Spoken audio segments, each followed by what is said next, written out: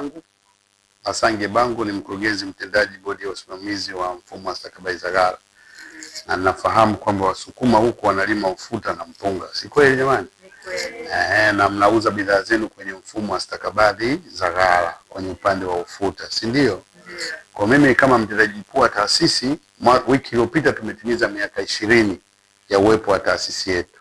Na mimi niwapongeze sana, mmetoka Mwanza huko, Shinyanga, wapi, Geita, Magu na kadhalika, mkaja kuamua kukaa huku.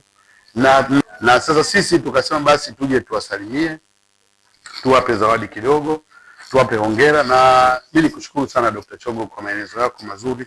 Nadhani mimi pia katika mikutano na wenzangu nitawiwa kuwashawishi kwamba pamoja na kwamba sisi tumefanya hiki kidogo, basi huko tunakokwenda hebu tuone tunavyoweza kufika kwenye hizi taasisi. Mimi nashukuru miaka 10 iliyopita, kwa kweli tunamshukuru sana Dr. Samia Suluhu Hassan. Miaka 10 iliyopita hatukuwa na vitu kama hivi hospitali. Ingebidi hapa watu wanajisikia najifungua hangaike kupanda gari hawai wapi Ifakara, si ndio jamani?